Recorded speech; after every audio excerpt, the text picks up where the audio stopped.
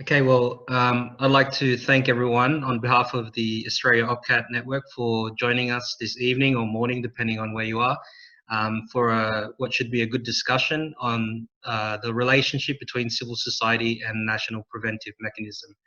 And I think in the Australian context, we're more than halfway through the implementation phase for the national preventive mechanism here. And we've also had some, I suppose, some recent negative media surrounding OPCAT and its ratification. So I think this is a pretty good time for both civil society and existing monitoring bodies to get together to discuss best practice from overseas and how civil society can strengthen the NPM and the NPM can assist civil society's efforts as well. So in regards to some housekeeping, if you could all please keep your microphones on mute for the duration of the presentations. There will be two question and answer sessions, one after the first two speakers and the second one at the end. So if you do have questions that come up during the presentations, please just indicate that in the chat function and I'll ask people to present their questions. And when they do, if I could just ask you to just share who you are and the organization you represent, just to give some context. In terms of formally beginning the webinar, I'd like to acknowledge the traditional people of the lands on which many of us meet today. The Aboriginal and Torres Strait Islander people all across the vast continent of Australia, the Maori from Aotearoa, New Zealand. We even have the Sami represented in Norway. And if there are any other Indigenous people I have missed, I include them as well. We recognize their elders, leaders, and keepers of knowledge and law. And we also recognize that Indigenous people in general are disproportionately affected by incarceration. So with that, I'd like to be very brief and in my comments so we can get the most out of this conversation today. I'd like to thank our international speakers for taking the time to speak to us today to share their knowledge and their experiences. And I know we all appreciate you being flexible with the timing and being able to share what you consider best practice in this space. So without further ado, I'd like to hand over to our first speaker, Professor Sir Malcolm Evans, who's the current chair of the SPT. And Malcolm, if you'd like to provide a little bit of the introduction about yourself briefly, that would be much appreciated.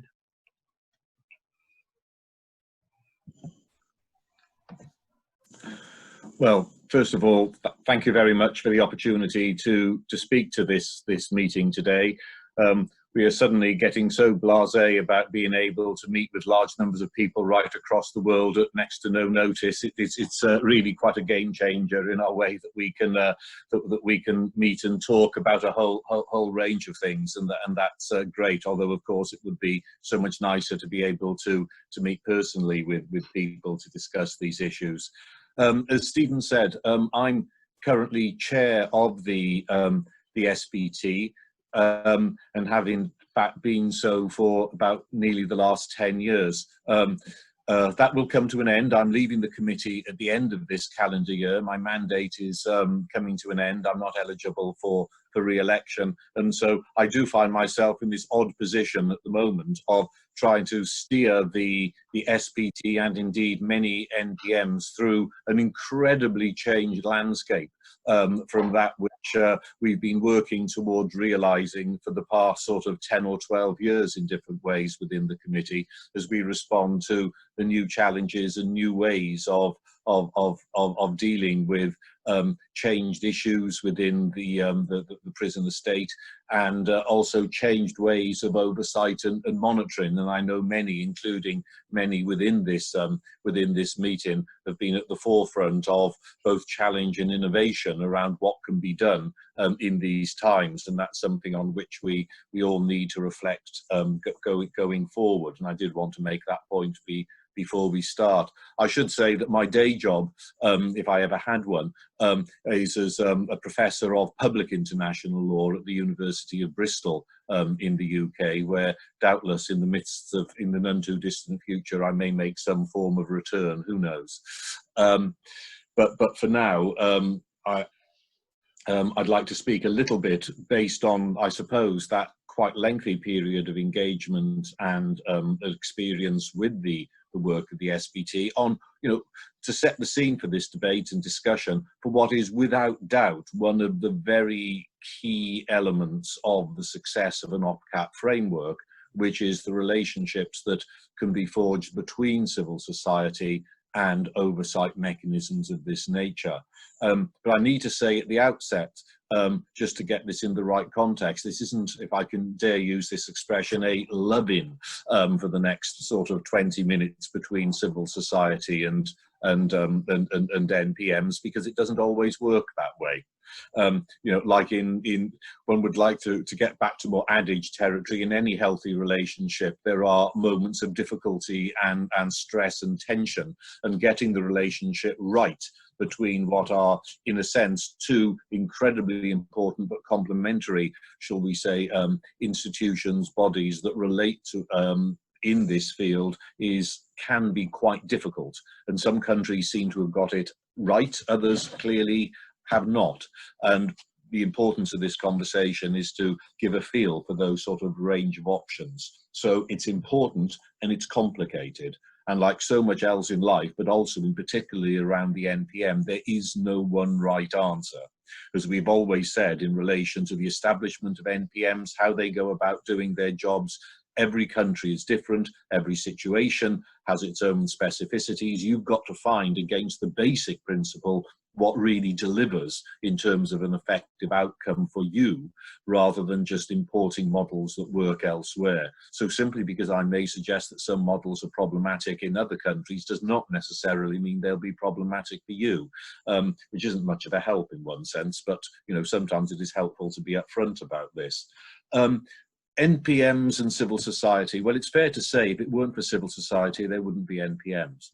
Indeed, without civil society, there wouldn't be an OPCAT, because the entire idea of OPCAT and international framework preventive visiting was very much the idea of what we would now call international civil society, and was pressed upon states and states parties from that perspective. And so in a way that's almost should we say godparent? I was about to say godfather, but that gives the wrong impression. That almost like sort of parenting feel has permeated the relationship ever since, in some ways, with positive effects and negative effects, because it does mean that occasionally there have been times when, like anything which has been established after a struggle, elements of civil society have felt ownership of something, where what they really ought to be doing is, once it's established, is letting it develop and finding a different type of relationship, rather than thinking that it is still of their creation. And I put that up front now because I think it's quite important certainly in the Australian context, and I do not mean this critically, it isn't, but civil society has done a fantastic job in advocating for the OPCAT, for helping the ratification process, and for pushing on with the designation and of the NPM. And in some ways, one of the most difficult moments for you, I think, is about to happen. When that is finally complete, then, if you like, stepping back in some senses and redefining the nature of your relationship with the entity and entities which you have brought into, which civil society has brought into creation in that way. Of course, that then largely depends on what the formal nature of the relationship is going to be. And when one's talking about relationships, I think it's so important to break it down into, if you like, the formal and the informal relationships. The role, hopefully, of advocacy, which has been done for the OPCAT and for the NPM, will doubtless continue in parallel to that. in a hopefully in a supportive fashion, but it will be coloured by the nature of the relationship that you have, and in the Australian context going to be complicated even more so by the number of different type of relationships, given the, shall we say, the disparate nature of the NPM structures across the different territories and at the federal level. And so it's unlikely that there will be one particular model that you will be either working into or pressing. There may be, but it remains to be seen. In terms of the general progression of civil society engagement with OPCAT processes in most countries, as I've said, it almost invariably starts off with advocacy for the adoption and implementation of the instrument. But having done so, just as you've been doing, we've always been quite clear as an SPT that effective NPMs require the contribution of civil society to the discussion surrounding the formation of the national preventive mechanism. And that, of course, has been something which you've been very well engaged with, certainly in Australia. It is not the case in all countries that has been the case, and civil society has struggled to find a voice within that. Of course, how that relationship then plays out as a consequence of that can be difficult. In some countries, the nature of the NPM once established, particularly if it's a new body, it means that civil society members who have been advocating for the creation of the mechanism then end up becoming part of the mechanism in different ways. If it's a newly created mechanism, some reserve special spaces as formal members of the NPM for members of civil society operating in the civil, not as representatives of the organisations that they come from, but in their own right, but nevertheless drawn from that constituency. That, of course, does not happen if you have a model which is based on the designation of existing institutions to take on the role. So that then provides, if you like, the first fork of departure about how these relationships can develop, whether civil society members as members become formally part of the NPM itself. In other countries, it's of a slightly different nature, and we'll be hearing from some examples shortly about this, where civil society participates within the NPM in a formal way. I.e., the civil society has a formal working relationship as a part of the NPM. Now, this can almost be like a devolved relationship where de facto elements of civil society become the NPM, and the NPM role is, for all practical purposes, devolved to civil society. That is at one extreme and is quite a rare model. More usual is where the NPM either has a formal relationship with elements of civil society, normally working in specific fields where they may have particular expertise to be able to draw them into the practical work of the NPM in a formal fashion, and we'll be hearing some examples of that. In some countries, it's a general contribution, but those that have this, shall we say, partnering model, it tends to be based on specialised NGOs able to offer specialised input in particular areas of work, where existing designated agencies may not have the requisite skills or experience, and it seems the most efficient and effective way of gaining that. Beyond what I would call participatory models, there are other forms of models. The danger with sketching a talk, you get carried away with letters, and once you have one P, you try to create another one. So another sort of model that exists is known as, if you like, partnership models, where you're not participating, but you've got a close partnering relationship in some ways. And particularly in the French world, there has grown up a practice of having, if you like, NGO, if you like, sometimes called comité de veille or supervision committees that sort of sit alongside the NPMs, which can operate in a number of fashions. They can be either ad hoc advisors, providing information and advice to the NPMs. In some, they go somewhat further than that and almost have something which is akin to a formal oversight capacity regarding the nature of the work of the NPM, which can formally report to authorities on its work too. And in that sense, you have a model in which civil society has almost got a formal, not only input role, but in a loose sense, a sort of oversight and accountability model as well. Now, again, there are advantages and disadvantages of all these models, and they tend to have been brought in where the pre-existing nature of the relationship between the institution designated and civil society suggests that it might be, shall we say, an important either addition or corrective to concerns that might otherwise be might otherwise exist. In a nutshell, in some countries, these have been brought in where there have been some concerns about whether the NPM will in fact operate as it ought, and some reassurance can be given by having a fairly formal connection to civil society as such. This is all very well, but it presupposes in a way that the elements of civil society that we're talking about are elements of civil society which are simply there to advocate for and support the work of the NPM and no more. The truth of the matter is, and rightly so, civil society, and that word itself needs unpacking a little bit, but let's just use it for the moment, is of course often, as very well you know, involved in the heavy delivery of services within certainly prisons, but also oversight within both policings, prisons, mental health institutions, many other settings as well. And so you also have the business of civil society as having their own, in some countries, recognised form of oversight and visiting programme arranged with governments themselves, in which case they're working, another P, in parallel to the NPM. And so that then sets up a different type of relationship requiring coordination, but they're also delivering programs, services, and working within places of detention for the benefit of the detainees themselves.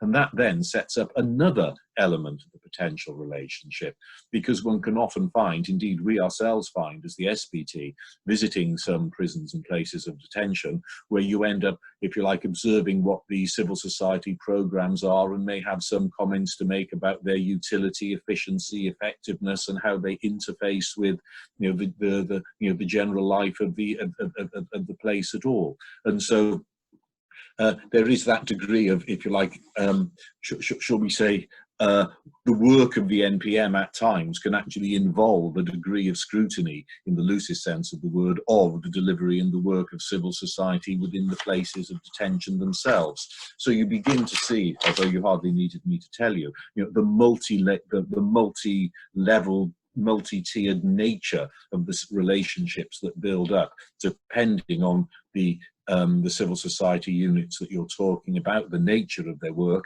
and of course the nature and structure of the NPM. What is clear is that for virtually all NPM work, and indeed for the SPT, a point I'll make in just a moment, work of civil society organisations is hugely important, also simply for the availability of additional sources of information which are necessary to inform their thinking and their work.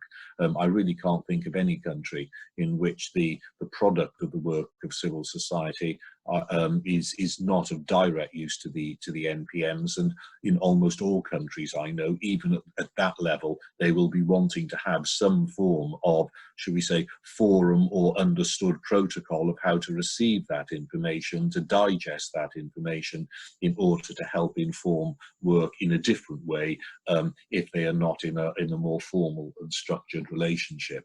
I would say, of course, the same thing is true of the SPT as well, because although we are largely thinking about the relationship of civil society to the national preventive mechanism, of course, we as an SPT build relationships not only with NPMs themselves, but also with key actors within civil society, either at an international level, it's slightly easier for us to do it that way, but also from time to time at national level too, where that is appropriate and it is strong and well structured. And as you will know, whenever we visit a country, one of the first things we do is meet with members of civil society, both in the course of a formal visit, but also, of course, in the run-up, in order to gain, again, their information, insights into what is most useful to be doing, but also what are some of the key issues to be addressed. It must be said that it's sort of self-evident, but it sometimes is forgotten, will of course from civil society involve comments on the progress and work of the national preventive mechanism itself. It's not just about the places of detention, it's about the entire efficacy of the system as a whole. So, you know, just by way of introduction, I thought it might be helpful just to give that sort of, from, I suppose, our, should we say, sitting afar perspective, if you like, a top level mapping of some of the different types of relationships, which does make it difficult for, and we can see where, should we say, the wrong sort of relationship has been put in the wrong sort of place. And you think if only they would recalibrate and reconfigure it differently, it would work slightly better. And that we do try to give, you know, hints and advice along those lines wherever we can. But ultimately, as I said at the outset, people and civil society, the NPMs, once established, have really got to find their own modus vivendi in that sense. But it does also need to be stressed, it can do damage in some country contexts if NPMs are seen as being too close to civil society. And it is sometimes quite important to try to respect that difference, because if the NPM is going to be understood as having a powerful, influential voice, we all know that those who are critical of its work will use its relationship with civil society in order to try to claim that it is not independent, that it is playing to other people's agendas, etc., etc. And certainly in some countries where NGOs are viewed with suspicion as sort of agents of foreign powers, that is particularly powerful, but it is true everywhere, because we all know that there are those who seek to, you know, should we say, seek to undermine the work of agencies such as this. I've been enjoying the press that has been sent to me in the recent that Stephen's been forwarding about some outrageous articles in the Australian press, not least misquoting the reports, for example, that we produced on New Zealand, which are in the public domain. I was head of that delegation. I wrote it, and I absolutely failed to remember writing many of the sentences which are attributed to us at the moment. But there we are. That's life, and you have to deal with it. But it's just a pertinent example of what can happen. And it can also, of course, compromise the work of the NGO as well, and civil society, because it needs to have to be free to be able to do its role in a critical fashion, and it need not and should not be worrying about if they feel that they need to do or speak out about something, about the, shall we say, the strategic impact that might have on the work of the NPM, etc., etc. And so there are good reasons for thinking through, you know, the sort of relationship that you want in the light of the work that you do, recognizing that at one level it might seem great, particularly at the outset, to have a really close, symbiotic, cozy relationship, but what one discovers over time is that actually can become a source of tension. And I think the final thing I would want to say, because you must allow others to, you know, to speak, is I always worry a little bit about talking about civil society, because what precisely do we mean by it? It is such a broad term. There are so many different dimensions of it. It works in different ways. We've got to be careful not to pigeonhole everything into the same sort of box here. You know, as the attendance at this meeting, as the circulation lists of the OPCAT network in Australia show, you're blessed with a huge bodies and organisations that contribute towards this effort, which is great in one sense, but of course can also be a source of difficulty and tension with different priorities in and of itself. And I think, you know, it's very easy to be all on the same page when you're pushing towards the establishment of something. It's slightly more difficult to retain that, should we say, that unity of focus when the thing is up and running and people are engaging with different ways, and it's working closely with some and not closely with others. And that is where I think, as a network, it is hugely important to be, shall we say, supportive of each other in that sense, and rather than focus solely on the relationships as you as individuals with the NPM.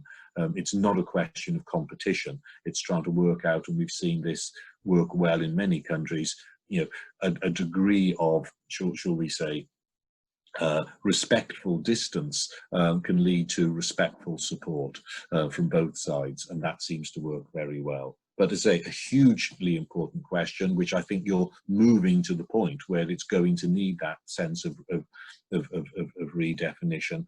And there are some strategic decisions that need to be made as the NPM is put into place. So it's a very good time to be having this conversation. So thank you very much indeed.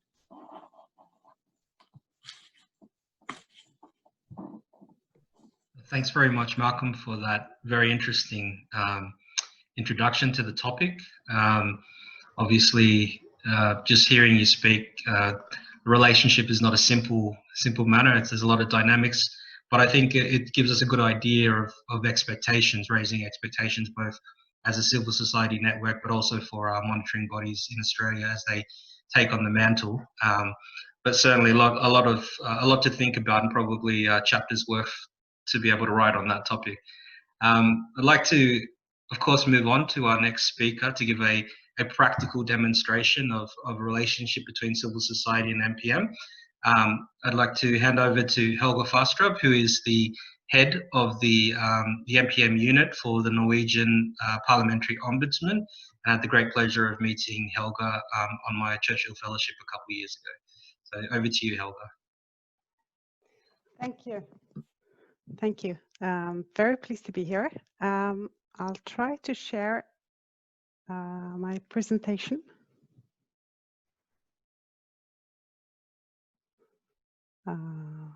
Just a moment. Okay, so very briefly give you a short overview of the places and visits, and also on reports that we are making. So giving you a short introduction to how we work. In Norway, we've mapped and found out that we have about 2,000 places of detention, and our mandate covers all of them across the sectors. And you can see in some of the, or you might study it afterwards, the different sectors that we've visited so far, and also some of the sectors that we haven't yet been able to visit. We're a team of 8 people, so we have a couple of lawyers, psychologists, sociologists, criminologists, and human rights experts. We visit approximately 12 to 15 places a year across Norway, and our visits last normally 2 to 4 days, depending on the size of the place.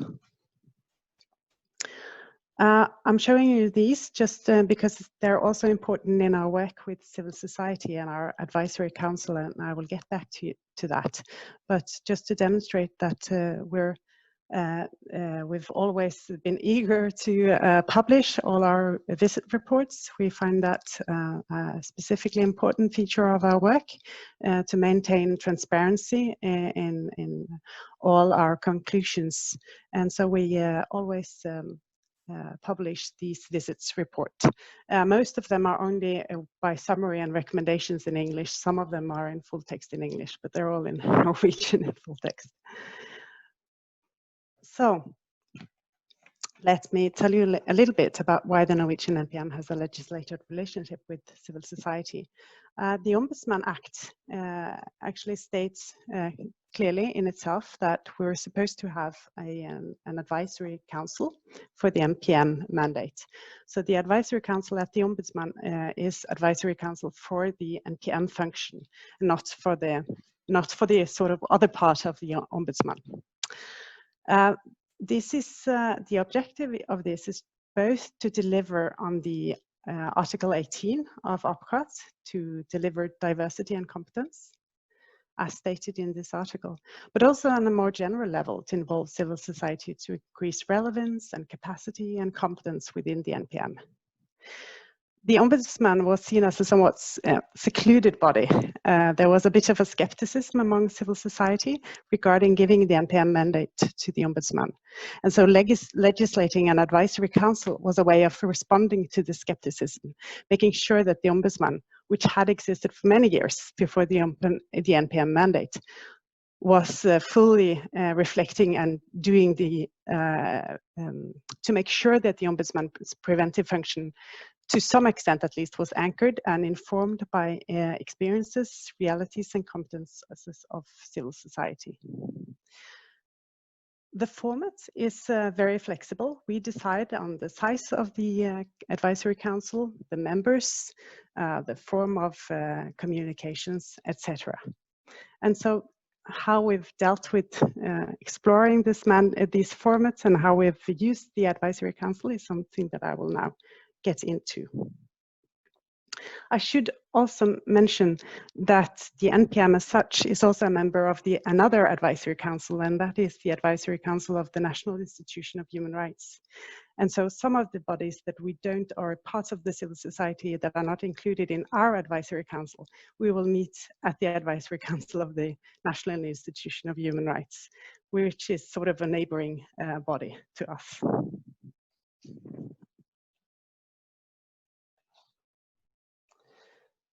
A bit about how it works, practice and limitations. I'm not sure, can you hear me well if I'm doing like this, or do I need to hold onto my microphone? I'll try, and I'll look at Stephen, and you shake your head if you can't hear me. Good enough, okay? I should hold it. Okay, great. So the composition is, has of course been something that we had to consider closely. We wanted the advisory council to both have a stakeholder perspective, but also a knowledge perspective. And so you'll see on your right-hand side all the members of the council at the moment. This has somewhat been changed through the years, but most of them have been with us for all the years since we've started in 2014. We wanted to cover a broad spectrum of detention places for so civil societies, organizations working in different kinds of detention places. We wanted to cover different forms of expertise, whether that was lived and experienced expertise, user expertise, research-based expertise, other kinds of experts, and so on. But also, of course, human rights competencies. So basically, we wanted to cover as many as possible of key stakeholders with the relevant knowledge to enhance our work. We decided on a number of members for 15 as as a good number of members, but through the years we've increased that with 2 because we felt we really needed to extend to a couple of new sectors while we still wanted to maintain the original members. We also choose how we meet them, and so we've decided on, at the moment, we meet 3 times a year. We started with 4 times, 2 in the spring and 2 in the fall, and then we decided to extend the meetings. So at the moment, we have 3-hour meetings where we go very thoroughly into 1 or 2 issues. And as we're sort of a huge country and some people have to travel far, we found that 3 meetings were more efficient and could give us enough meeting time through the year. But it's also important to underline that we, through the year, have targeted and smaller meetings with some of the members as needed. So if we are to focus, for instance, on visits on child welfare institutions, we have specific meetings with organizations, members of the advisory council that work specifically on these issues and so forth. The format is very much about what is useful for us. So what we need to do our work best. I think it's a kind of a pragmatic approach. So it's all about enhancing the preventive efforts of the NPM and society at large. But I also think that it works as an information sharing in both ways. So it informs us, but it also informs many of the members that we have on our work. So it's, and I'm giving both quotas like these because it's several ways. It's not only between the civil societies civil society organization and the NPM and vice versa, but it's also among the civil society organizations. Many of them only discuss detention matters when they meet with us. And so they're quite actually eager to hear from the other's perspective on the different kind of detention issues, which are not core to their work in their daily work. So I think it's also important to bring them together as a group. In the meetings, we invite the participants themselves to give presentations on specific issues with updates, strengthening competence, etc. But we also invite external experts. Very briefly, I think it's important to underline independence and autonomy as a basis for cooperation. Malcolm, you mentioned this in the end of your presentation. And I think for us, it's always been very important to underline that even if you're a member of the Advisory Council, you're totally free to critique our work, to, of course, openly discuss it, to disagree, and so on. And I think this is key both to maintaining our independence, but also to the different members' independence. So one thing that we've actually had a few discussions about, but where we so far have always agreed, is the issue of whether members in our advisory council should participate in our visits. And so we made clear that if we are to include members of the advisory council in the visits, that would mean that that member during that visit and within the report will be a member of the NPM. So by that, of course, maintaining the expertise, but still losing the independence and autonomy of that organization. And I think that the members, those members in the council that represent independent bodies and not research organizations have for that reason chosen not to ask to be part of our visits, but have taken very clearly part in preparations and indeed especially in follow-up of visits.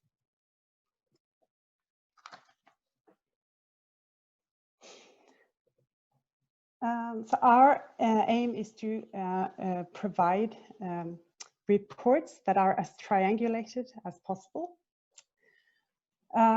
So the civil society, of course, in this advisory council, I should stress that we also have a lot of contact with the civil society organizations that are not in the advisory council, but still the advisory council is sort of a core in our work with civil society. And it has strengthened us in many ways. I think it's increased our competence, but it's also been a platform for innovation. It's a place where we can test new ideas on methodology and have great discussions. For instance, methodologies approaching children, approaching elderly. We can test it in the advisory council and have good ideas and new and feedback on how that would work. We can also use it as an innovation place of testing for innovating how we're supposed to work towards different sectors and what sectors to prioritize. So in our decision on what places we are supposed to go to, we will always present ideas to the advisory council and then get feedback and new ideas. I think cross-fertilization, I've already said a little bit about that, but I think that that's actually one of the things that have been surprising to me and very motivating is to hear some of the discussions among the organizations themselves, because they're through the meetings are very much informed about each other's work. And many will bring to the table, you know, ideas that or views that we should prioritize going to sort of their sector.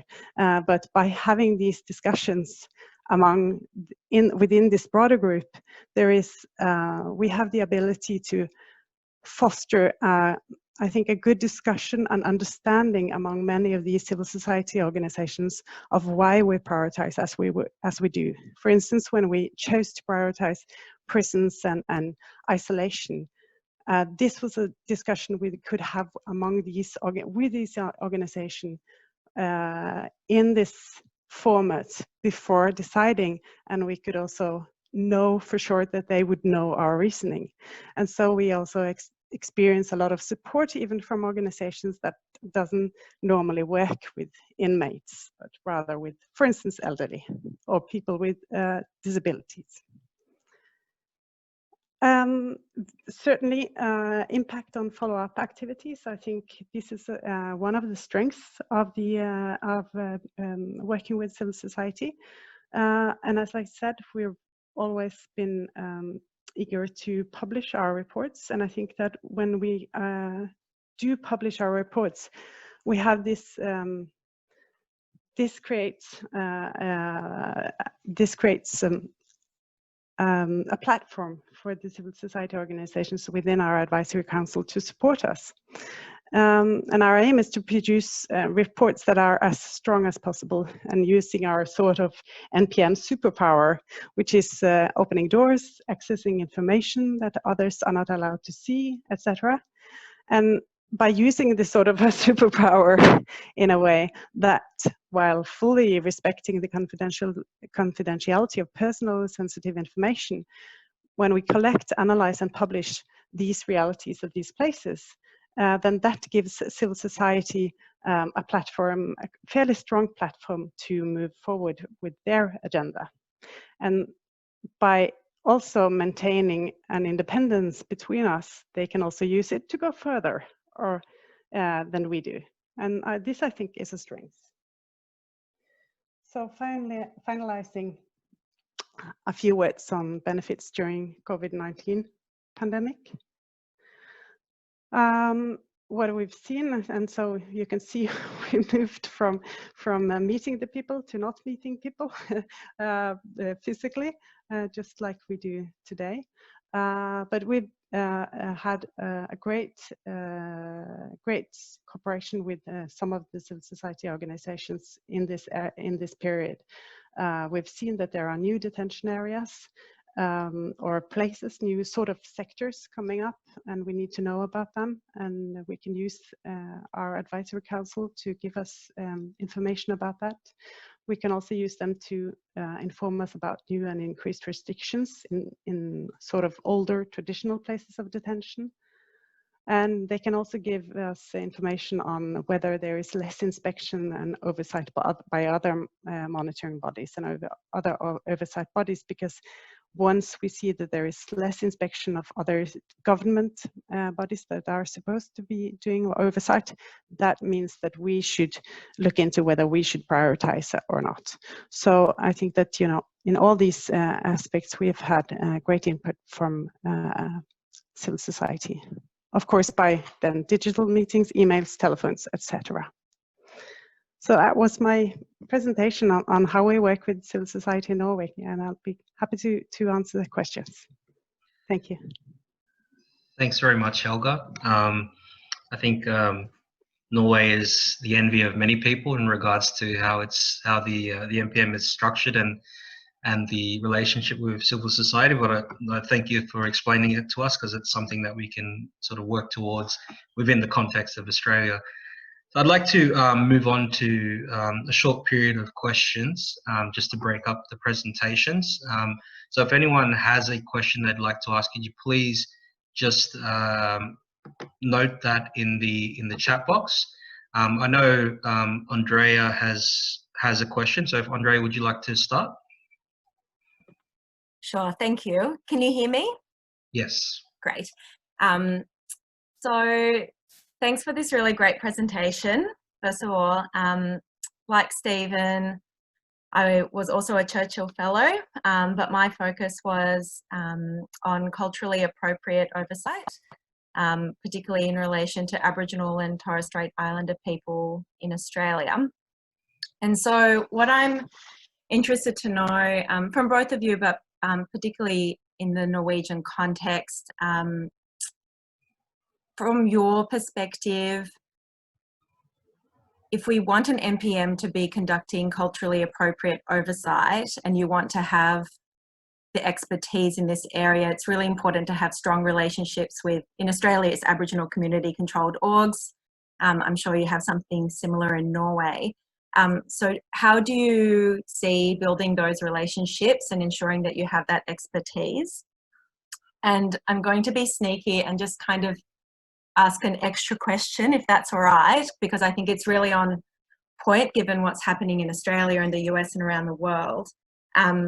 In my report, I also recommended that an NPM should look specifically if there's issues around systemic racism in places of detention, recognising that that, of course, puts people at higher risk of torture and ill treatment. Thanks.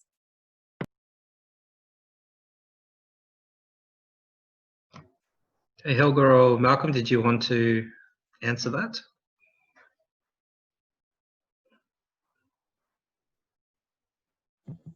Should I just start? I think the perhaps Helga might be better placed to answer the first part of the question about any details about working with organisations from to assist with culturally appropriate oversight. Naturally, it's something that we certainly think is very important. What I'd like to do perhaps is just pick up a little bit on the sneaky question which Andrea mentioned about systemic racism. I think, for us, one of the, I suppose, learning points across the life of the SBT has been the need to, if you like, peel back from what seem to be occasionally, if I can use the expression, the front line issues, to try to look at underlying issues and causes. And, it's actually quite surprised us the extent to which, if you like, underlying causes of problems in detention tend not to have been, shall we say, brought to the fore. The focus on things like the standard minimum rules, etc., operating practices, preventive safeguards. Of course, I'm not undermining them, hugely important. But the things that drive the abuse of those, or the failure to deliver, ultimately is at least as important from a preventive perspective. Frankly, sometimes more so. And certainly, issues like systemic racism, like one that we definitely have, others that we have tackled, such as systemic corruption and also structural discrimination against LGBTI and things like this. These are some of the things that really do actually drive the ill treatment that people experience in places of detention. So absolutely, I would fully endorse and support the idea that ought to be, to my mind, quite central to the work of an NPM, of stepping back from the immediate and trying to address some of those more systemic root issues of the discriminations and disadvantages that we see played out within the prison contexts. I could add it's something that the NPM is ideally placed to do because of its contact with such a broad range of places, and also its discrete mandate, which most inspectoral agencies do not have, of comment on systemic issues, which is one of the things, of course, which NPM should be having under the OPCAT mandate. And so it does give you perhaps an opportunity as an NPM to do something which you would not otherwise be able to do as as a prisons inspectorate, police inspectorate, or mental care inspectorate, etc., etc.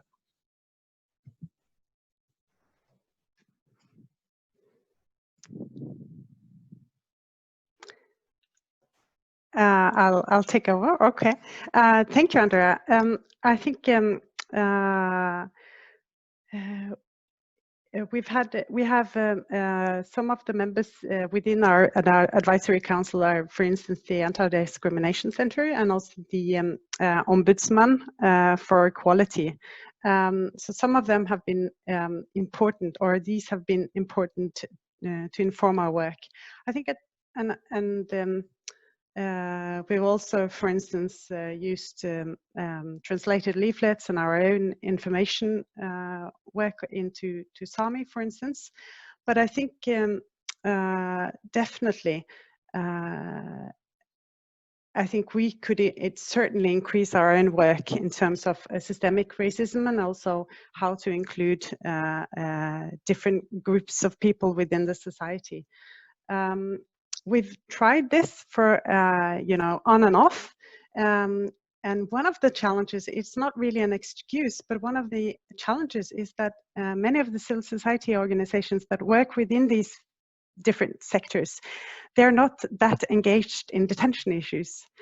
So gaining the interest of these groups to look at, you know, their own group of people or their sort of constituencies detention, whether they've been detained and experienced detention, is something that we see that we also have to work on.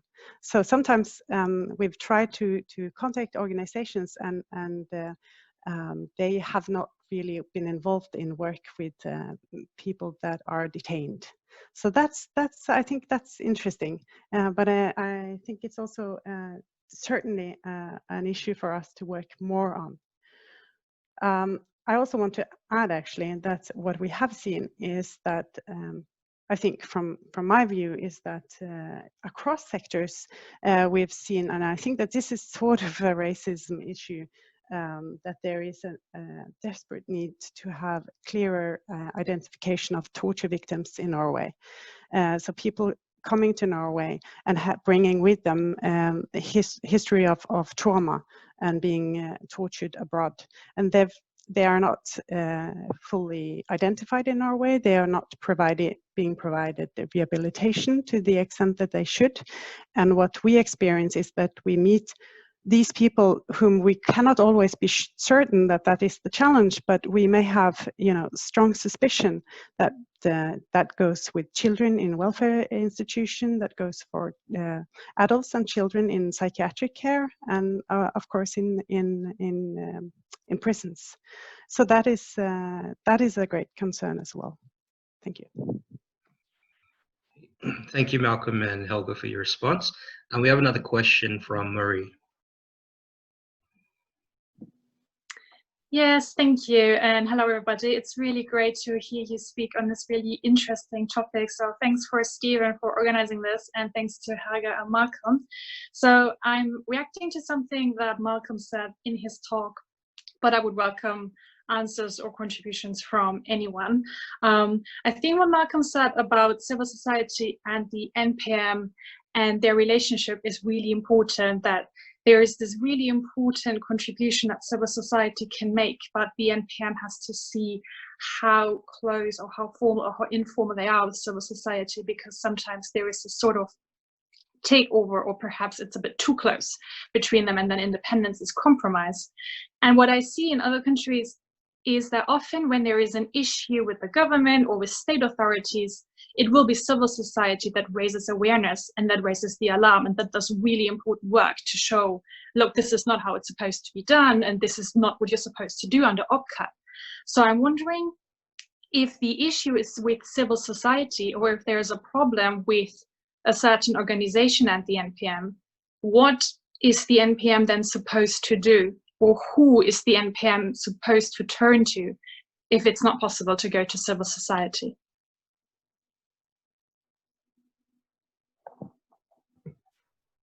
Thanks, Marie. Malcolm, did you have any thoughts on that?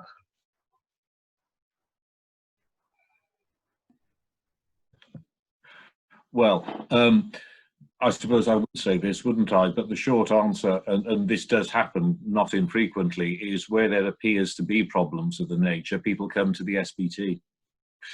And there have been quite a few occasions which are not dissimilar from what you mentioned, where, for example, civil society may have genuine concerns about the relationship between the state and the NPM, or there may be even issues the other way, and people do come to us and say, look, this is a concern, this is what's going on, we feel there's a lack of independence, or there's a tension or some problem, and then we have it looked at and intervened in a number of cases where we feel that we can play a role in, shall we say, helping disentangle relationships that have got into a bit of a mess, or things that need to be sorted out.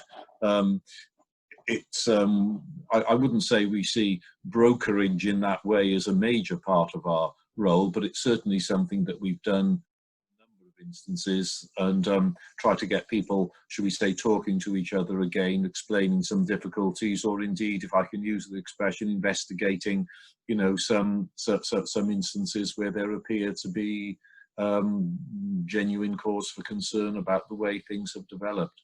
Can't go into details, you would understand, but the bottom line is it's one of the things that we do, actually.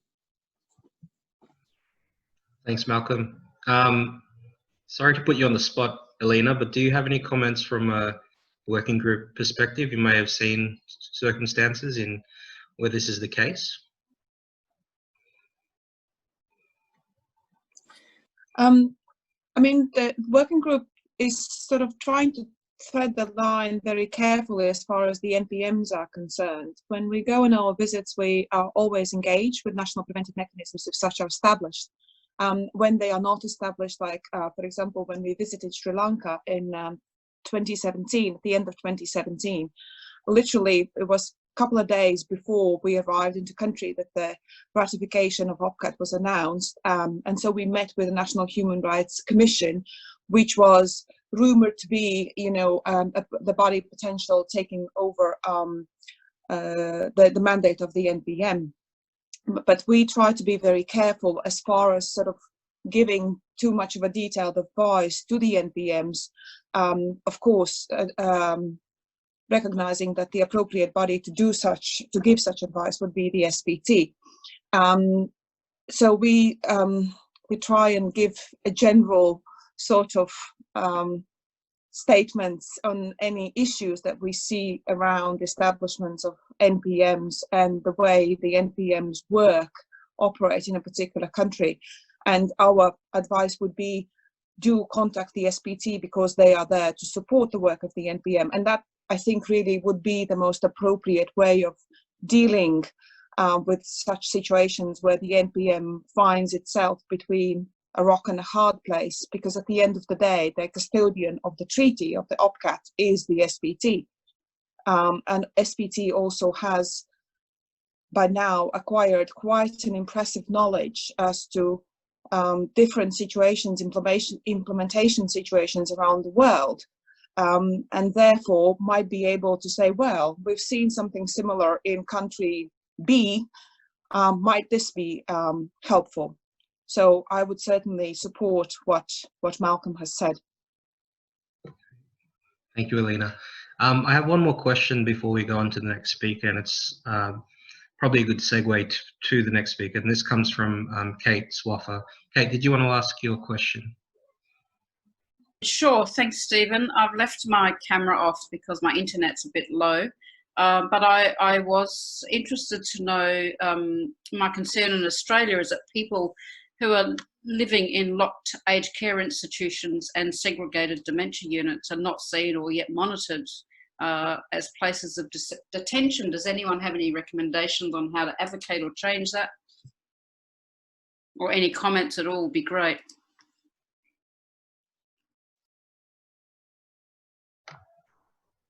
Malcolm, did you have any comments on that? Yes, and look to Helga again, who might be able to amplify from a country perspective.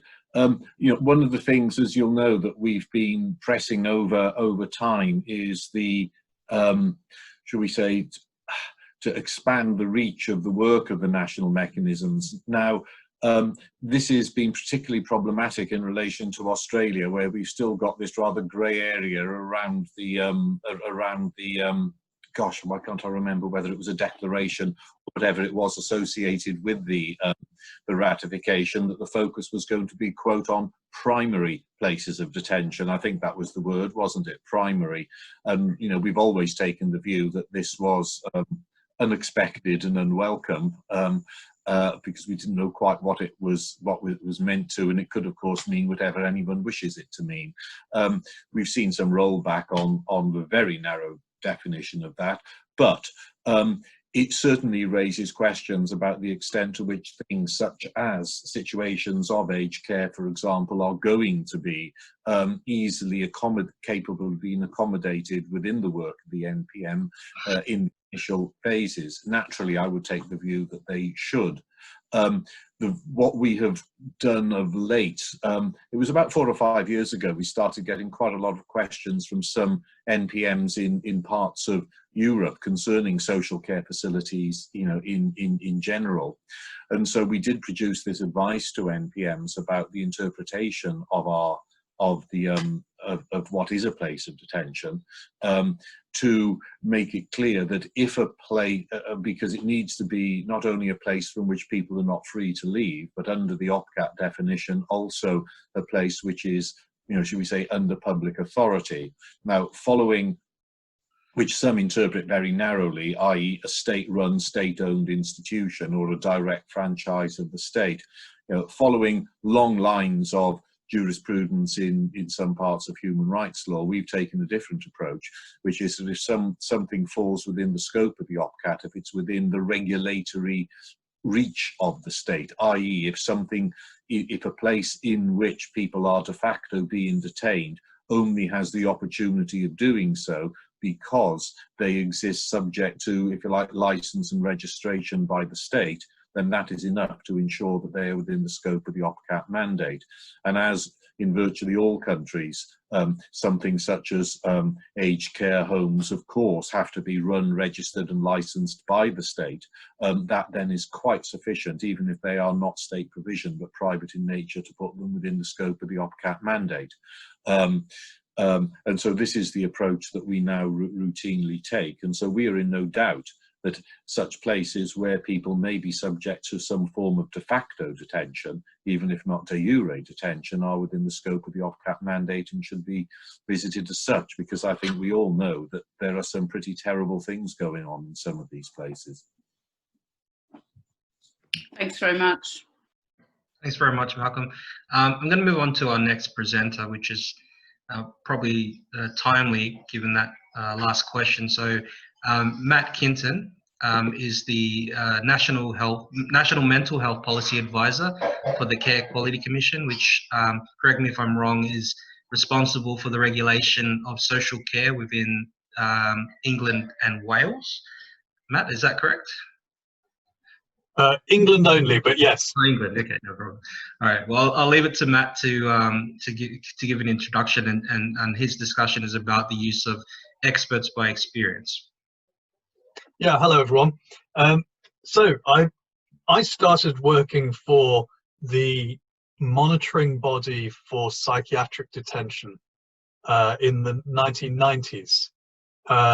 Since then, it has actually become, two things happened to us structurally.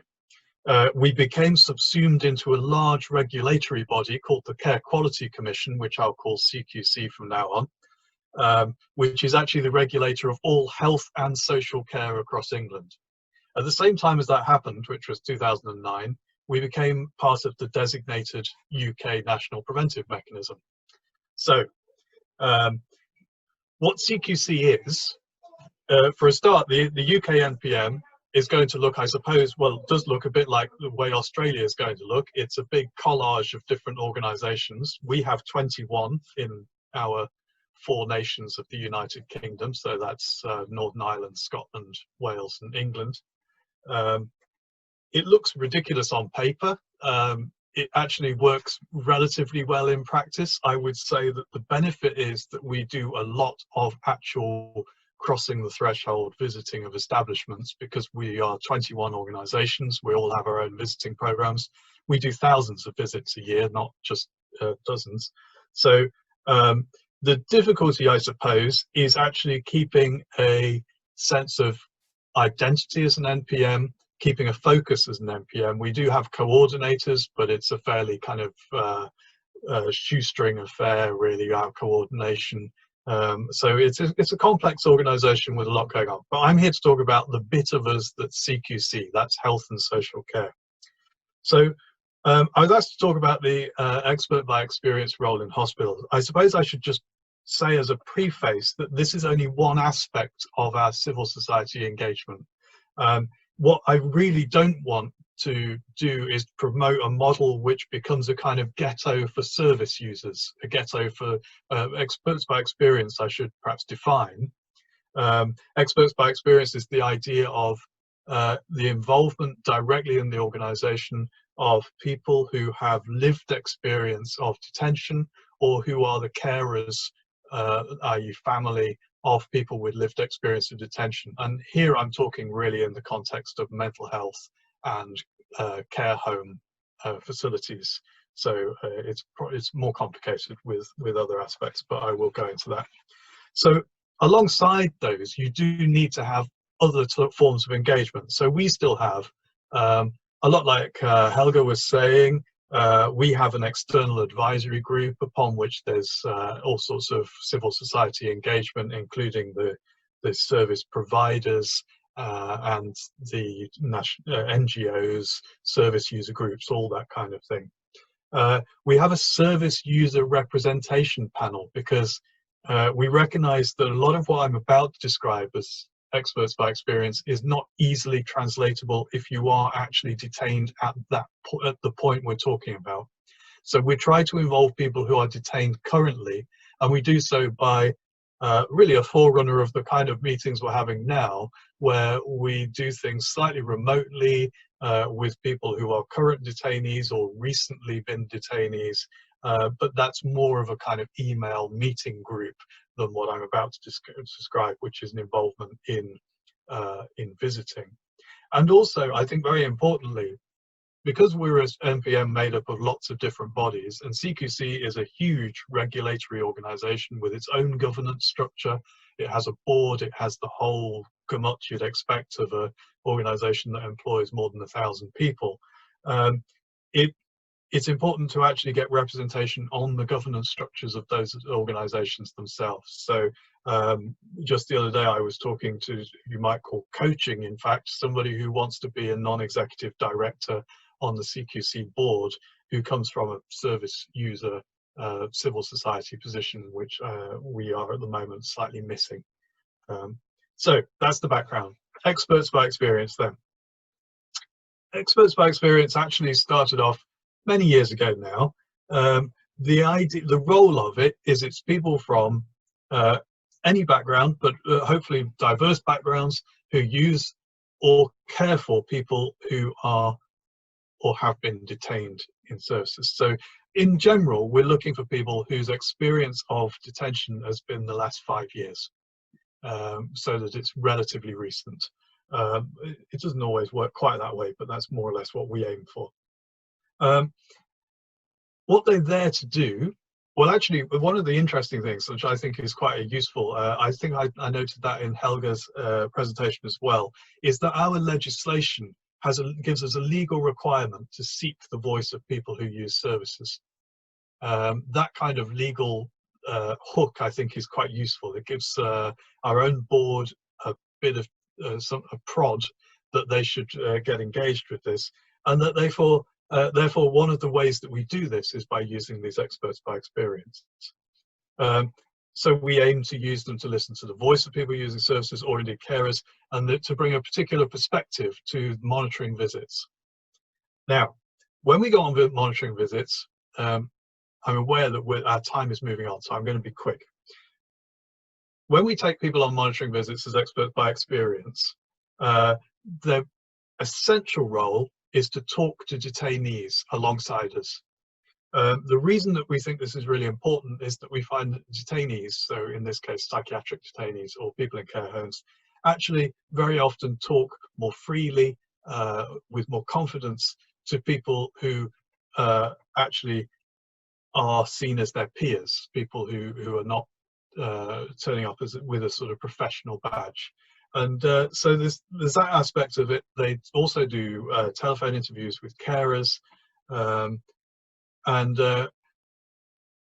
those interviews can be set by the kind of, if you like, the professional visitor. I'm drawing a distinction here, which is slightly imaginary. By professional visitor, I kind of mean the person who is an employee of CQC who's visiting, and by expert by experience, I kind of, I'm distinguishing those two things, but the distinction isn't always that clear. We kind of expect the professional visitor to set the agenda of the visit, so to have gone through past reports to have an idea about what concerns we might be we might be looking for, as well as, of course, being open to whatever crops up on the day. So there's a certain amount of guidance given. We do expect the expert by experience to keep notes of visits, which we try and use for direct quotation in reports. Sometimes the expert by experience will talk with advocates. They'll observe the contact between staff and the residents of the mental health unit or the care home, assess the suitability of premises according to the wishes and expectations and needs of the people who are detained there, and quite an important role to assess the suitability of the communication material that's provided to people who are residents. So very often that will be material about people's legal position, rights, how they basically can engage with the law. So we have experts by experience look over that for us. Now, there is a sort of implication, I think, in what I'm saying, that there's at least a risk of a slightly two-tier system. I think this comes up in something I'll say in a moment about payment, which I think is something we haven't got right yet.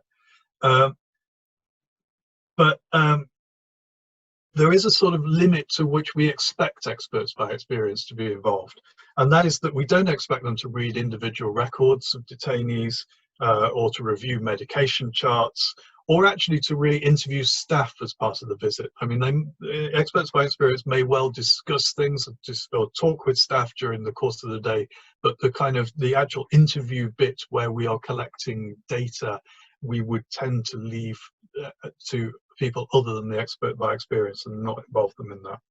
Now, obviously, the first bits, though, about not reading records is actually a concern with confidentiality.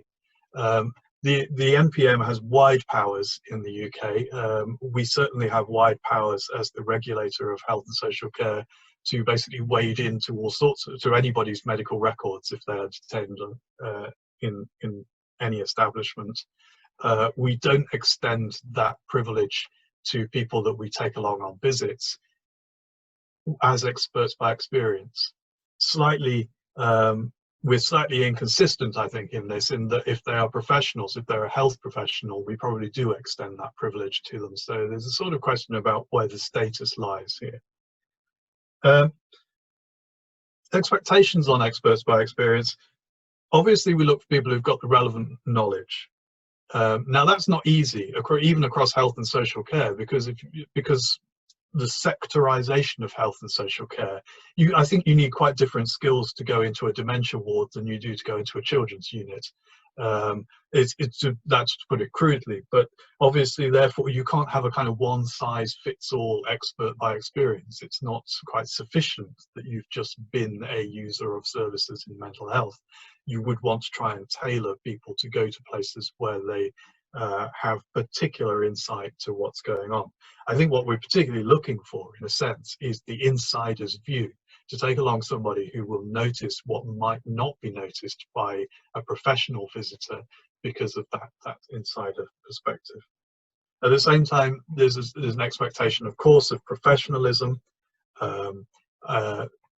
That has sometimes been a problem, but that's actually sometimes a problem with all sorts of our visitors. I wouldn't say that it's only with experts by experiences that we have problems with that, and that's just a matter of actually having proper follow-up debriefing, and I'll talk about that in a second.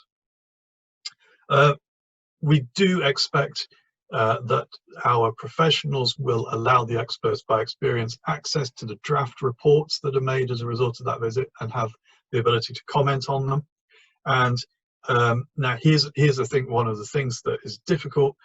We expect them to get constructive feedback on how they've been doing, and that's been a struggle within our organisation to actually make that work. The idea of constructive feedback on the expert by experience is that you identify the training needs, monitor quality, but also celebrate good practice. We want people to know that they've done a good day's visiting, if that's the case. We also want them to know if they've missed something, or if there's something that we can help them develop with. That's been quite difficult. I think that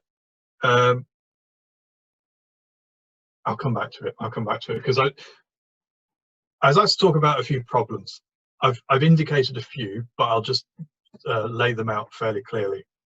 Payment and fairness is a problem. They're not paid equally to other people in the organisation. I think I can't really defend that. I don't really defend it. I just think it's the way that these things have been structured from the start, and I think that in years to come we will have fixed it. However, it's paid a daily rate, which is not that brilliant. There is actually a problem with payment of a lot of experts by experience in that payments can of course interfere with eligibility for benefits. We have quite a lot of our experts by experience would in our field be receiving disability benefits. There is a lot of unemployment in ex-users or current users of psychiatric services. And interrupting benefits by these one-off payments for visits and things can be extremely difficult for the people that we work with. So we've had to make some fairly imaginative arrangements in some cases. Some people actually have to refuse payment on that basis, but we don't like to exclude them if they want to be involved in a voluntary basis. But it's an awkward matter. And also what we've done, because we're a large organisation and because it's very much the political direction of any arm's length body, we've used external recruitment and management agencies to manage the recruitment and training of experts by experience. That has been a very mixed picture. It's a typical story really of having to retender contracts frequently. We actually had a disaster at the end of last year where in retendering a contract we ended up with a service which by that kind of institutional stupidity that only sometimes we can achieve, we actually managed to give our experts by experience a pay cut. Which went down, as you can imagine, very badly, and I think we're still trying to build back bridges with people on that one. I said that feedback can be a problem. I think it's a problem in a sense that I think ideally what you'd quite like is to people build relationships within teams. Partly our organizational structures and the use of agencies and the wish to give everybody a fair amount of work goes against that building of teams as such. But actually what tends to happen is somebody will go along on a visit, they all get on very well, they start to respect each other, they want to have the same team back on another visit. Our systems tend to fight against that. I think it's probably a mistake to fight against that. I don't think there's any harm in having teams that build each other and support each other. But as we don't, what we actually need is for people to feedback, for the professionals to feedback clearly and to the right levels of the organisation, any concerns they have about performance, and so forth, because actually what we tend to have is a slight unofficial way of people trying not to use certain people. So people not getting on with certain experts by experience or not really trusting their competence, but this hasn't been formalized in any way, so you start to get people, it starts to get messy and not very accountable. So it's something to watch. And then one of the other great problems is of course the issue of police clearance. Now, obviously, we're taking people into places where there are very vulnerable people. The normal story would be for anybody that you ask for a criminal records check. Now, obviously, people who have, certainly people who have experienced detention under the Mental Health Act will very often come back with a rather interesting criminal records check. Not least because in this country, being picked up by a policeman under mental health legislation in the community as somebody in distress who needs care and control actually stays as on a criminal records check. It shouldn't, but it does. So at the very least, you start to find stuff. So obviously what we're not doing is doing criminal records checks to exclude everybody in which there is anything that comes up on that. It's actually a matter of taking a much more proportionate stance and doing what I suppose you'd call individual risk assessment about that, about what is on those records, does it matter, you know, what can we manage. This is particularly important, of course, with forensic service users. We have in the UK a forensic network. We've mentioned earlier in this meeting about organisations that have civil society visiting mechanisms. It's a civil society visiting mechanism. They had a slight problem recently in that one of their experts by experience actually committed homicide. It was nothing to do with the role, it was just one of those things. But that has led them to more or less collapse with their experts by experience thing by doing police checks on people and then realizing, of course, they're all forensic psychiatric service users. They all have serious criminal records. And what exactly they do about that? Again, they're slowly building up on an individual risk assessed basis to get back to where they were of being able to involve fully people with forensic experience. I have to say, people with forensic psychiatric experience are some of the best experts by experience you can ever take into a place, just in the same way as an ex-prisoner is the best person to take into a prison. They see stuff that you don't see. It's the short stuff. Now, I think that's probably it, because we're so short of time that I should probably just leave it there. And if anybody wants to come back and ask questions, then that's great. Thank you, Matt, for that presentation. I'm sure there are going to be a lot of questions following that one. I'm going to move quickly on to our final, but obviously nonetheless important speaker. So from Denmark, Dr. Marie Bristol, who's the Senior Medical Officer at Dignity, which is the Danish Institute Against Torture, which is a civil society organization that is incorporated into the Danish NPM. So she will hopefully provide a civil society perspective to this conversation. Okay. Thank you very much, Stephen. And thank you for allowing me to speak on this occasion. I'm very humbled to do so. I'm very humbled to speak on behalf of the civil society, because I do represent a civil society organization, but I also represent a professional who's part of the NPM, and I'm sure if you ask other parts of Danish civil society, you might get other perspectives. So let me start with a disclaimer. I'm speaking as a professional and as a private person, and speaking from the perspective of being part of the NPM in Denmark in what Malcolm called a participatory model. This type of work that we're doing is something that I consider an extremely meaningful part of my daily work. And in this talk, I'll explain to you how Dignity, a Danish anti-torture organization, came to play a role in the Danish NPM. And I'll talk about how the collaboration works in practice and the challenges it gives, because as Malcolm rightly says, being in a relationship is both important and complicated. And I will also talk about how Dignity has been able to use the experience from the Danish NPM work in other contexts. Let me start with the beginning. Denmark ratified OPCAT in 2004, and in 2007 the Danish Parliamentary Ombudsman was designated as the country's NPM. In the discussions leading up to this, the parliamentarians acknowledged the importance of supplementing the expertise of the Ombudsman with human rights and health expertise. And for that reason, it was decided to add experts from the Danish Institute for Human Rights and from what was then called the Rehabilitation Center for Victims of Torture, now Dignity. Choosing medical expertise from the Rehabilitation Center for Victims of Torture was a result of that center having built up specialist knowledge on the medical and psychological consequences of torture, and of having played an important role in the Danish and global anti-torture movement since its founding a bit more than 20 years earlier. So from here, let me jump to conclusions. Does the collaboration in the Danish NPM work? Is it challenging? And is it of benefit to Dignity? The answer to these questions is a triple yes, I would say. Yes, we have made it work. Yes, it has definitely been challenging, and it is challenging at times.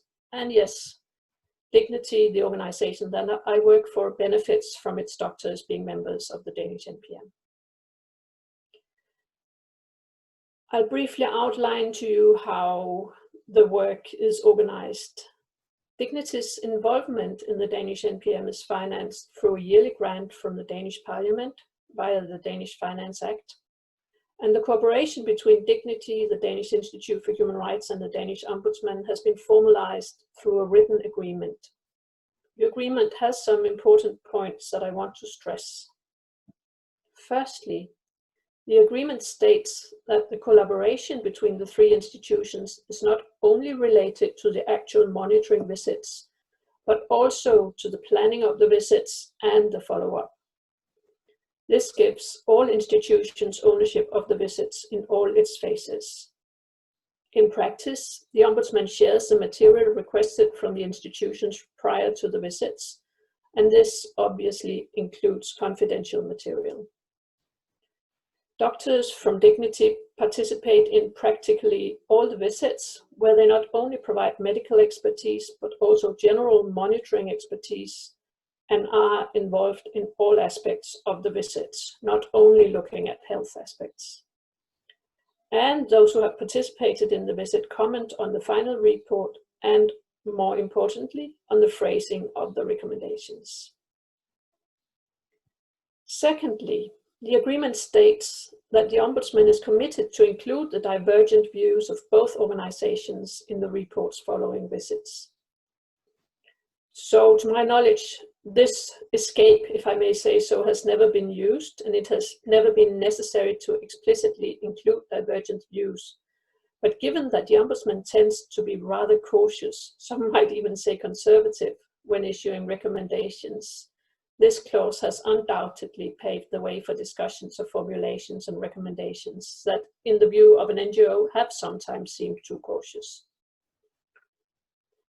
Thirdly, the agreement stipulates the establishment of two collaboration bodies between the NPM members. The OPCAT Council, which is a high-level organ taking the overall decisions and issuing guidelines for the work of the NPM, and the OPCAT working group that is more involved with the day-to-day businesses. The collaboration bodies have decided on and developed a monitoring manual that is being revised every 4 years, and it's also in these fora that decisions are made about themes for thematic visits, etc. Last, but certainly not least, the agreement between the three institutions specifies that they can collaborate during examinations by the UN bodies, and that any of the parties can make decisions about teaching and other activities related to OPCAT. And I'll come back to that shortly to explain why I think that is so important. But let me first look from the NGO's point of view. What are the challenges of being involved so closely with the NPM? One challenge that I already hinted to earlier is how recommendations are formulated and which recommendations are given. The Danish Ombudsman works under two different mandates, one being the OPCAT mandate and the other one being the Ombudsman law. The latter has a very strong legal focus, and this tends to spill over on the interpretation of findings during OPCAT visits, in the sense that international soft law and international standards are not always given much weight, even in the absence of specific Danish law. So, as a non-legal and non-ombudsman experts on the team, we often find ourselves negotiating and advocating for stronger positions, especially when it comes to our own field of expertise, the health field. This obviously calls for a constant evaluation of the benefit of being an NPM member, just like Helga talked about. Do we actually run the risk of disempowering ourselves by being members of an NPM that has a cautious approach? In other words, could we be more influential if we were not part of the NPM as such? And I leave that as a cliffhanger for a moment and jump to another challenge that comes from the fact that the Ombudsman's office runs the secretariat of the NPM. This, on the one hand, undoubtedly relieves us from a lot of work, but on the other hand, it also occasionally gives rise to discussions about which discussions need to be taken by the full NPM and which discussions and decisions can be taken by the Secretariat. In some instances, the Secretariat has decided to further investigate findings from monitoring visits through the Ombudsman's so-called own initiative cases or ex officio cases. And this, in practice, lifts a case away from being an NPM case to being an Ombudsman's case. and the consequence is obvious. We lose influence. During monitoring visits, we get confidential information, and we are, for obvious reasons, obliged to maintain confidentiality about what we experience. So why even bother if we can't use the information anyway? I think the answer lies in how we have been able to build a relationship of trust within the Danish NPM. This in practice means that we can use our accumulated knowledge and experience in anonymous form. And that's where, from our point of view, the real benefit of being a member of the Danish NPM lies. Without being a member of the Danish NPM, we would never have been able to visit places of detention to the extent that we're doing it now. And it has given us valuable experience that we can use both in our work in Denmark and in our international work. In practice, I and my colleagues are frequently interviewed by Danish media about conditions in Danish prisons. And there's no doubt that it adds to our credibility that we can safely say that we have visited the places that we talk about, and that we have years of experience in analyzing the findings. It also opens other doors, like, for example, when the Danish Patient Safety Authority last year decided to finally monitor the health services in prisons. And we were invited to meetings to discuss the focus of their monitoring. And by the way, their findings were no less critical than what we have been saying over the years. The health systems in Danish prisons are well below standard. We also participate in yearly meetings of the NPM with the Prison and Probation Service, the Ministry of Health, and the Ministry of Social Affairs, where we also, again, without doubt, come with greater weight as part of the Danish NPM that we would otherwise be able to as an NGO. So in terms of advocacy, through our engagement in the NPM, we are able to do things that we would otherwise not be able to do. Finally, I want to mention how being an NPM member lends credibility to our organization's international engagements. We have quite a lot of development projects around the world, including training of NPMs, and we also engage with prison authorities.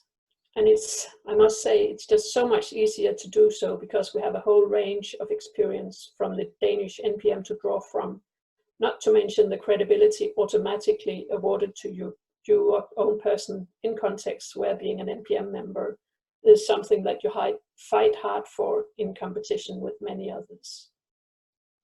So is it worth it? My answer would definitely be yes, it is worth it. But it requires political backup, strong professionalism, personal relations and mutual respect, and a lot of confidence building and continuous negotiations.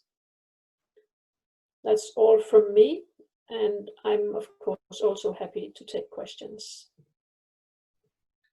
Thank you very much, Marie, for that presentation. Really useful and a lot of thought-provoking discussions that I suppose we need to have in Australia about how the model should look. I am aware we're over time, but I would like there to be an opportunity for a few questions at least. I have one from Andrea, and if anyone else wants to ask a question, please let me know in the chat box. Hi, sorry, I feel like I'm monopolizing, but I just have a quick question around people who are experts by experience in terms of police custody, youth detention facilities, prisons, because there's the obvious issue that you need to navigate around criminal records and actually gaining access to that place of detention. So I'm very firmly for having people with lived experience involved, but I guess this is sort of an open question to everyone. Does anyone have any ideas or know of any circumstances where that issue has been navigated successfully?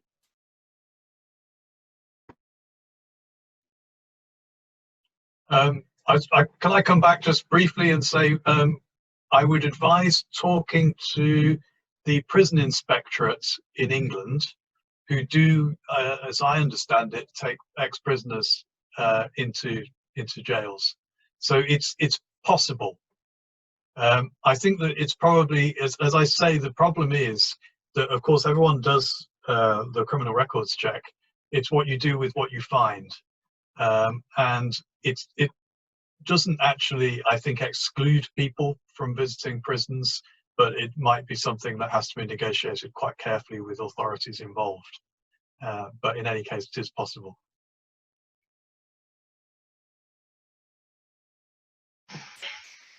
Did anyone else want to contribute to that?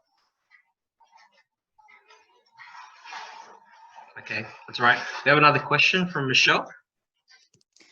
Hi, Stephen.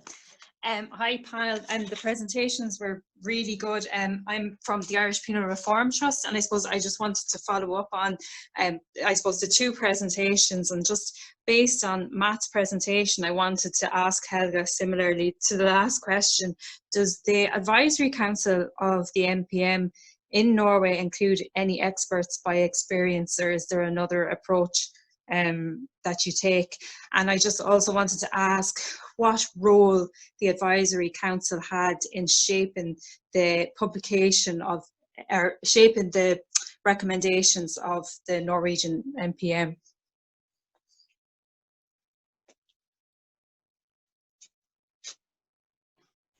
Should I respond immediately, Stephen? Yeah, okay. I might actually ask you to clarify, or to take the last one once more, but I'll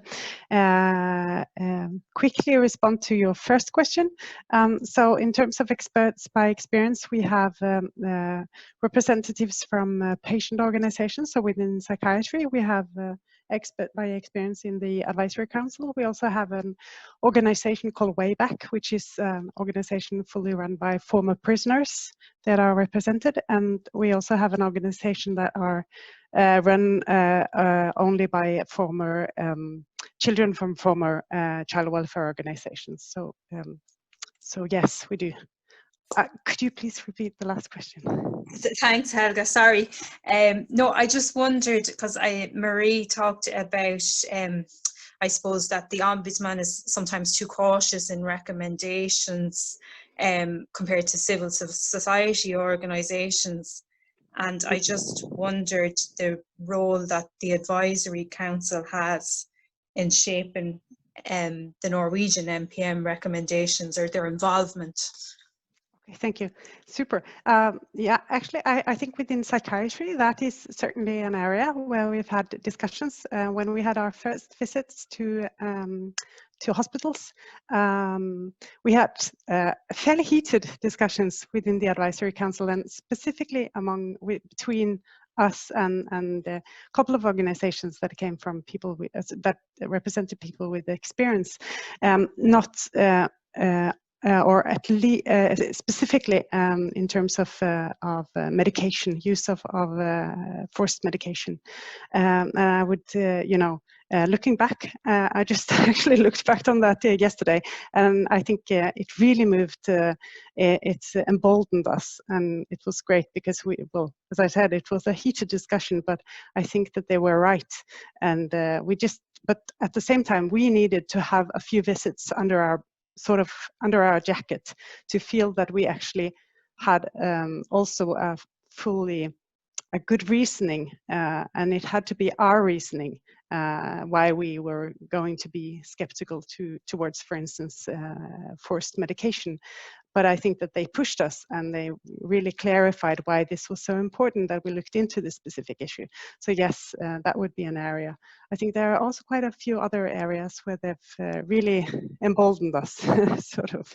And sometimes, of course, we don't fully agree, but I think even if some of them feel sometimes that our recommendations are not going as far as they would have liked, when we publish reports, we also publish the general analysis, and that makes them able to then go further in their recommendation based on this analysis. So, thanks a million.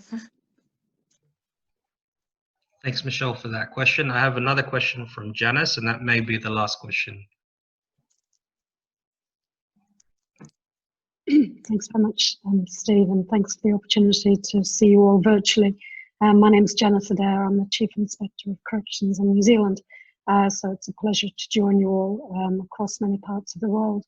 I have a question in particular for Malcolm. Malcolm, I'm interested from an SPT perspective, your insights in terms of engagement, particularly with family and whānau, and so far as this relates to civil society. You'll be familiar that in referencing your point, Stephen, that in New Zealand we have a Indigenous population which is significantly overrepresented within the penal system, with probably around 60% of our prison population being of Māori or Pacific Island cultural identity. So I guess from my perspective, connections with and understanding of the lived experience of family and whānau is absolutely critical. And I'm interested, Malcolm, in terms of your experience as an SPT member, what you can add, I suppose, to how we develop our engagement in this area.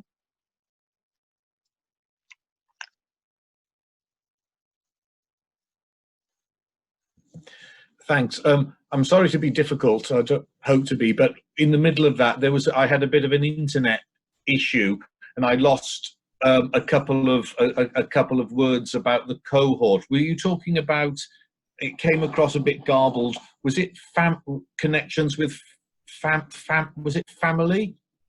Yes, family and whānau. In New Zealand terms, yeah. Whānau is a broader extended family. Yeah, no, that's fine. It was just that I didn't get that bit. I thought it was as family, but the F went a bit. It froze for a moment. Yeah. What do we do about engaging with family? There have been. It's a bit of a tricky one. Normally, for partly just sheer practicalities and logistics, we certainly have in certain defined instances where we have known there to have been some problems or issues in individual cases, try to follow them up by getting some information from families, but it's rarely generically. There have been occasions. What we do from time to time is spend time talking in some countries, particularly where family are routinely visiting prisons on a daily basis, particularly bringing in food and other matters, meeting with family members outside prisons. When we turn up, there are quite often, family and others outside. So we do spend time, speaking to them. But it's sort of on a more sort of ad hoc basis when an opportunity arises, I have to say, rather than anything that we, should we say, systematically explore or interrogate. And we've certainly never gone down the route of trying to, should we say, convene some sort of formal or semi-formal meeting or engagement. So it is true that most of our connection with family members has tended to be through more formalised civil society organisations and groups. But we certainly have, in the course of our visits, spoken to family members both outside and sometimes inside if they're visiting, and in a very small number of instances in which I can recall where we have had particular concerns about particular cases or individuals and we weren't getting information, we have used sort of delicate channels, shall we say, to be in contact with family to try to get their perspective. But as ever with an external agency, the do no harm principle is paramount, and that can stand in the way of this. There are questions of confidentiality and putting vulnerable people at greater vulnerability, which is why we tend not to do it unless we feel pretty secure and confident in it. Thank you, Malcolm. I appreciate that. Great. Thanks, Malcolm and Janice, for the question. I apologise that we've gone over time, but I think everyone will agree this was quite an informative discussion, and I'm not going to try to summarise it because I think that will take me an hour to just do that. But I'm glad that I certainly have recorded it so that we can all benefit from the discussions, and I will send out the recording to everyone on this group as soon as possible. But I would like to thank our international guests, Professor Sir Malcolm Evans, Dr. Maria Brasholt, Helga Fastrup, and Matt Kinton for their time and their expertise. Certainly demonstrates that you know, the relationship between civil society and the NPM is a complicated relationship. It seems to be a back and forth relationship with regards to independence, with regards to credibility, but it is one that emphasizes that there should be a relationship. I think that's the important point. And I think for Australia, moving forward as we develop our OPCAT network and our NPM, I think we have a far way to go, but at least we have something to look back on and experiences from abroad to learn from. So again, thank you everyone for joining, and if you could just use your reaction clap just to congratulate and thanks everyone for their time. And again, if anyone has any questions or any follow-up they'd like, please feel free to send me an email, and we may look at other opportunities for follow-ups webinars. Thanks everyone. Thank you, Steve. Bye.